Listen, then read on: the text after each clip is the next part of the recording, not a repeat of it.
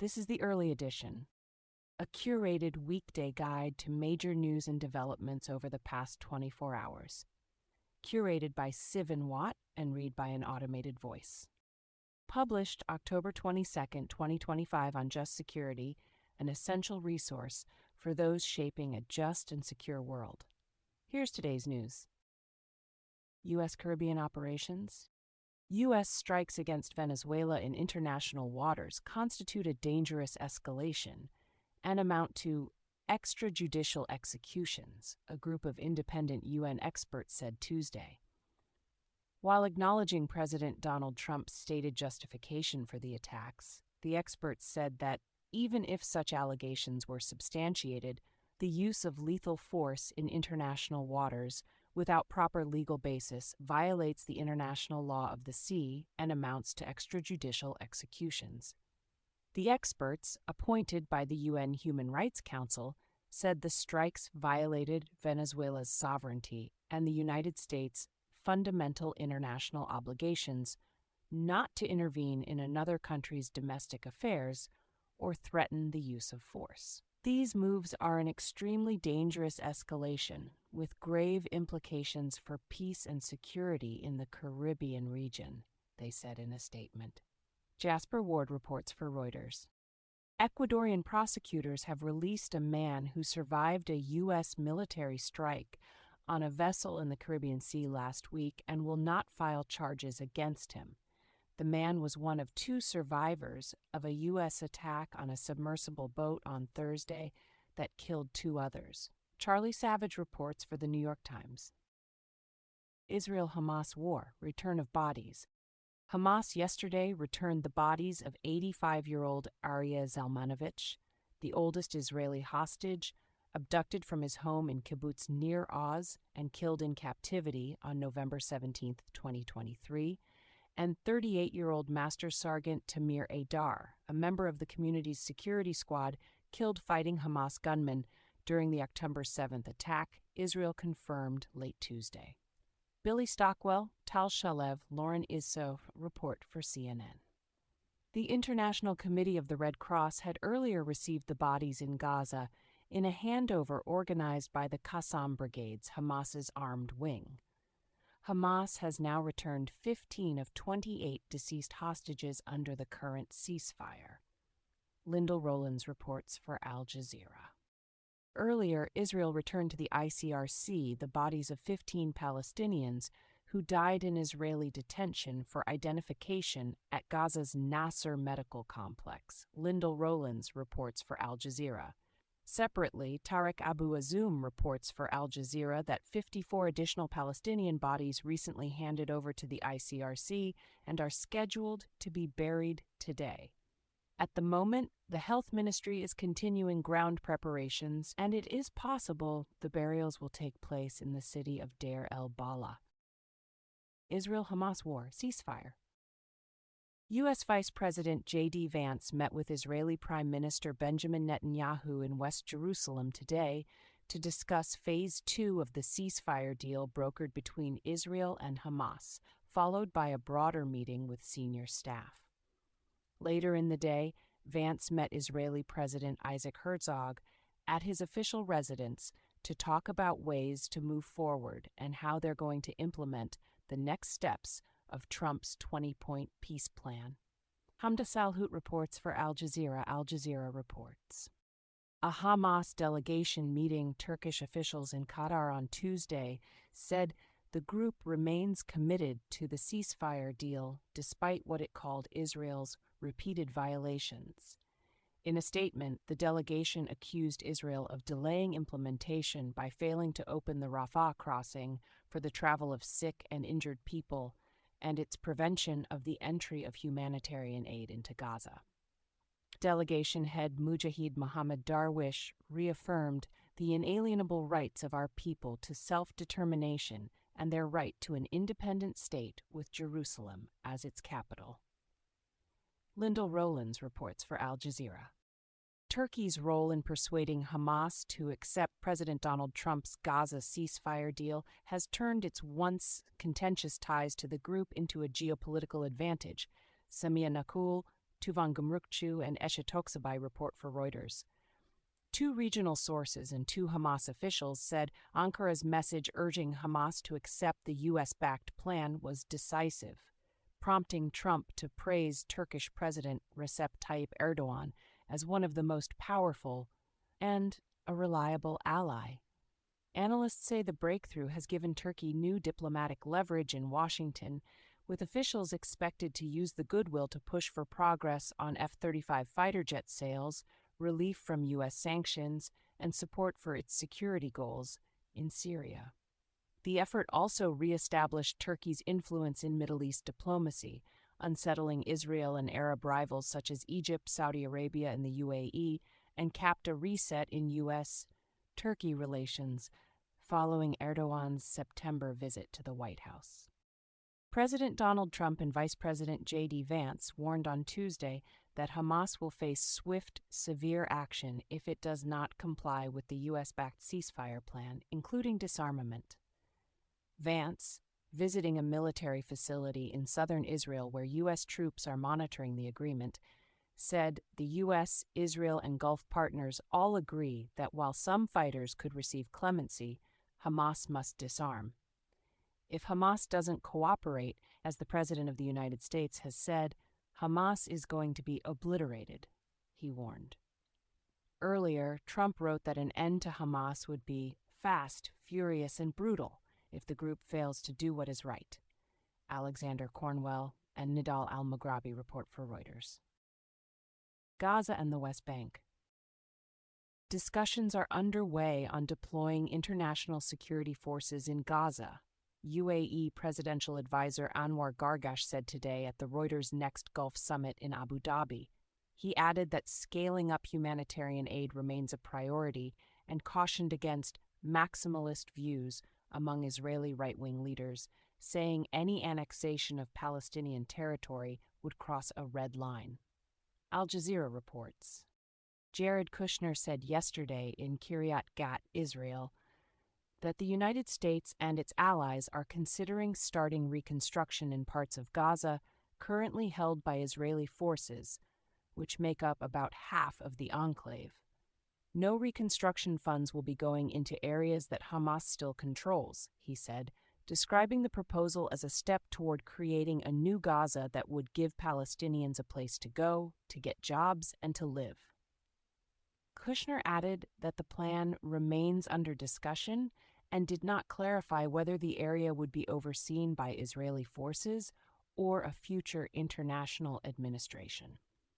Aaron Boxerman reports for the New York Times. Only 986 trucks carrying humanitarian aid have entered Gaza since the ceasefire took effect, according to the Gaza Government Media Office, which said that number represents just 15% of the 6,600 deliveries expected by October 20th under the ceasefire agreement. The office warned that the shortfall threatens essential supplies for civilians. Ali Harb reports for Al Jazeera. The International Court of Justice will deliver an advisory opinion today on Israel's obligations to ensure humanitarian aid reaches Palestinians in Gaza and the West Bank. The ruling follows a December 2024 request by the UN General Assembly for clarification of Israel's duties as an occupying power to guarantee unhindered provision of urgently needed supplies essential to the survival of the Palestinian civilian population, particularly after Israel's effective ban on operations by the United Nations Relief and Works Agency for Palestine Refugees in the Near East, UNRWA. Molly Quell reports for the Associated Press. West Bank violence and raids. Israeli forces carried out new raids across the occupied West Bank, detaining at least 22 Palestinians this morning, according to Palestine's Wafa news agency. 16 people, including a child, were arrested in Hebron Governorate, 5 in Nablus and the Balata camp, and 2 people riding a motorcycle were assaulted in Beit Hanina, East Jerusalem, with 1 arrested. Al Jazeera reporting. Destruction and forced displacement persist. In the West Bank, Roland Friedrich, director of UNRWA Affairs in the occupied territory, warned in a statement. Friedrich urged that a drawdown in Gaza should not become an opportunity to tighten the grip of occupation elsewhere, stressing that the future of Gaza and the West Bank are one. Al Jazeera reports. Russia-Ukraine war. Russia has restated its previous terms for a peace deal with Ukraine in a private, non-paper sent to the United States over the weekend, Reuters reports. The document reiterates Moscow's demand for full control of Ukraine's Donbas region, effectively rejecting President Donald Trump's proposal to freeze the front lines at their current positions, and insists that no NATO troops be stationed in Ukraine under any settlement. Russian attacks killed 4 people and left hundreds of thousands without power or water in Ukraine's Chernihiv region yesterday, according to local officials. The Energy Ministry said that the regional capital, Chernihiv, and northern parts of the province lost all electricity after strikes on power facilities, though power was partially restored by the afternoon. Later in the day, approximately 20 Russian kamikaze drones struck the town of Novhorod-Seversky, killing 4 civilians and wounding at least 7 others. Officials did not specify what the drones had been targeting, but said the town, which is about 20 miles, 32 kilometers from the Russian border, had suffered significant damage. Anna Voitenko and Max Hunder report for Reuters. Ukraine's military said yesterday that it struck a chemical plant in Russia's Bryansk region, deemed vital to Moscow's war effort, using Franco-British Storm Shadow air-launched missiles. The attack penetrated Russia's air defense system as part of a massive combined missile and air strike, Ukraine's general staff said on Telegram. Reuters reports. Ukraine's parliament has approved a budget amendment raising defense spending to a record 2.96 trillion hryvnias, $70.9 billion for 2025, an increase of about 325 billion hryvnias, $7.7 billion. Yesterday's amendment marked the second boost to military funding this year, following a July increase of 412.4 billion hryvnias, $9.9 billion, to support the army and weapons production.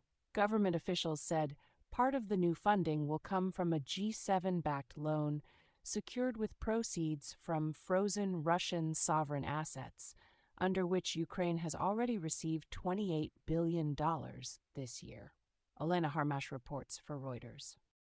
European nations are coordinating with Ukraine on a new ceasefire proposal that would freeze Russia's war along current front lines, senior diplomats told Reuters. The plan largely builds on ideas already under discussion, but emphasizes maintaining a central U.S. role.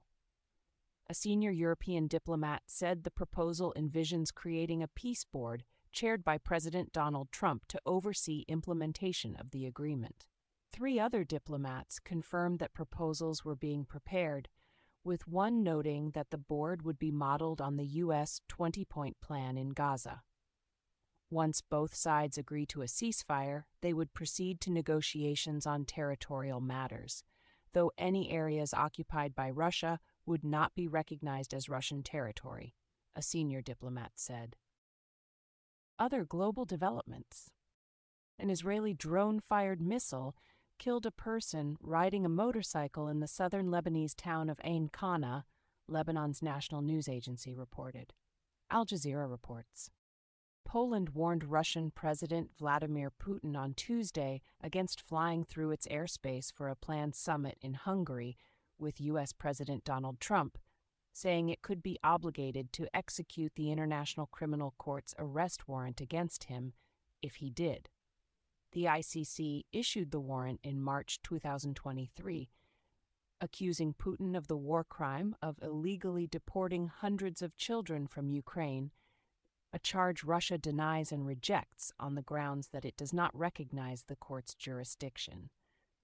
I cannot guarantee that an independent Polish court won't order the government to escort such an aircraft down to hand the suspect to the court in The Hague, Polish Foreign Minister Radoslaw Sikorski told Radio Rodzina, noting that ICC member states are legally required to arrest Putin if he enters their territory.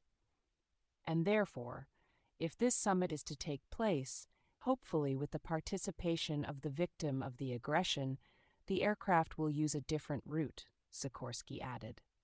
Bulgaria's Foreign Minister Georg Georgiev, however, said his country would allow Putin to use its airspace if the summit proceeds. Anthony Deutsch and Toby Sterling report for Reuters. UN Secretary-General Antonio Guterres has nominated former Belgian Prime Minister Alexander De Croo to lead the UN Development Programme, UNDP, according to an October 20th letter seen by Reuters. The appointment still requires approval by the UN General Assembly at an unspecified date. Israeli Prime Minister Benjamin Netanyahu has dismissed Tzachi Hanegbi from his roles as National Security Advisor and head of the National Security Council, his office said in a statement. Netanyahu named Hanegbi's deputy Gil Reich as acting head of the council pending a permanent appointment. Al Jazeera reports. Amazon plans to automate roughly 75% of its operations, replacing more than 600,000 jobs with robots, according to interviews and internal strategy documents from the past year reviewed by the New York Times, including working papers detailing how various divisions are advancing the company's automation drive and formalized plans. Within a department of more than 3,000 corporate and engineering employees, who already oversee Amazon's robotics and automation operations. The documents indicate the company is preparing for potential backlash by developing plans to bolster its image as a good corporate citizen, including participating in community events such as parades and Toys for Tots drives. They also advise avoiding terms like automation and AI, in favor of phrases such as advanced technology or cobot, suggesting collaboration between humans and machines. Karen Weiss reports for the New York Times. The UN Convention Against Cybercrime, adopted in December 2024, will be signed by representatives from dozens of states in Hanoi, Vietnam, on Saturday despite mounting human rights concerns. The treaty addresses offenses ranging from phishing and ransomware to online trafficking and hate speech, and will take effect once ratified by 40 states. The United Nations says the convention will enhance global coordination against cybercrime, but activists, major technology companies, and the UN High Commissioner for Human Rights have warned that its broad and ambiguous language could enable abuses and criminalize lawful online expression. The list of signatories has not yet been released, though the European Union and Canada have confirmed they will sign, citing safeguards for human rights. The U.S. State Department declined to say whether a representative will attend, while UN Secretary-General Antonio Guterres is expected to be present at the ceremony. Francesco Guarasio reports for Reuters. U.S. Foreign Affairs. A planned summit between U.S. President Donald Trump and Russian President Vladimir Putin has been put on hold, a senior White House official told Reuters, saying there are no plans for President Trump to meet with President Putin in the immediate future. The decision followed what officials described as a productive call between Secretary of State Marco Rubio and Russian Foreign Minister Sergei Lavrov, after which both sides agreed to forego an in-person meeting. President Donald Trump said yesterday that meeting with Russian President Vladimir Putin would be a waste, and that he plans to reveal his new approach to the war in Ukraine within 2 days. I don't want to have a wasted meeting. I don't want to have a waste of time till I'll see what happens, Trump told reporters, adding that he would outline his new thinking on Ukraine soon. Alexander Ward, Robbie Gramer, and Alex Leary report for The Wall Street Journal. NATO Secretary General Mark Rutte is scheduled to meet with President Donald Trump at the White House today. Hans Nichols and Barak Ravid report for Axios. Spain's High Court has ordered the extradition of former senior UN Office for Project Services UNOPS official Vitaly Van Shelboim to the United States, where he faces charges of bribery and money laundering, according to a court document seen by Reuters. Van Shelboim was arrested in Spain in March on an international warrant issued by the U.S. District Court for the Southern District of New York. Prosecutors accuse him of accepting at least $2 million in bribes from a British businessman in exchange for diverting more than $60 million in UNOPS grants and loans to the businessman's companies. His defense opposed extradition, citing UN immunity, lack of U.S. jurisdiction, double jeopardy, ongoing proceedings elsewhere, and alleged political motives. But the three-judge panel rejected those arguments as unsubstantiated. The court found sufficient grounds for extradition on bribery, wire fraud, and money laundering charges, but denied extradition on 3 conspiracy counts, as conspiracy is not recognized under Spanish law. The ruling is subject to appeal and final approval by the Spanish government. Reuters reports. Syria hopes that U.S. sanctions will be fully lifted in the coming months and has begun restructuring billions of dollars in debt accumulated under President Bashar al-Assad. Economy Minister Mohammed Nidal al-Shar told Reuters on Tuesday at the Future Resilience Forum in London. We have to do some push and some lobbying to continue with this path that started in the right direction, and we're hoping by the end of the year the bill to scrap the act will reach the President Trump, and hopefully he'll sign it, al-Shar said, adding, and once that happens, then we are sanctions-free. Mark Jones reports for Reuters. U.S. domestic developments. Paul Ingrassia yesterday withdrew his nomination to lead the Office of Special Counsel a day after Politico reported a series of inflammatory text messages he sent to fellow Republicans in a group chat, and 2 days before he was set to testify before the Senate Homeland Security and Governmental Affairs Committee. The report said Ingrassia had made offensive remarks and described himself as having a Nazi streak, according to the messages. Ingrassia, who remains the White House liaison to the Department of Homeland Security, announced on Truth Social and X that he was withdrawing because he did not have enough Republican votes to secure confirmation, adding that he would continue to serve President Trump and this administration to make America great again. Daniel Lippman reports for Politico. Pentagon personnel must now obtain prior approval before sharing any information with Congress and other elected officials, according to a 5-page October 15th memo from Defense Secretary Pete Hegseth and Deputy Defense Secretary Steve Feinberg. The directive applies to all Defense Department personnel, including the chairman of the Joint Chiefs of Staff, but excluding the Inspector General's office, and requires all correspondence to be routed through the Office of the Assistant Secretary of Defense for Legislative Affairs for coordination. Josephine Walker reports for Axios. Julie Sirkin and Courtney Koob report for NBC News. President Trump has filed administrative claims seeking about $230 million in compensation from the Justice Department for federal investigations into him, raising ethics concerns because any settlement would ordinarily require approval from Deputy Attorney General Todd Blanche, Trump's former defense lawyer, or Stanley Woodward Jr., the head of the department's civil division, who previously represented Trump's co-defendant Walt Nauta in the classified documents case.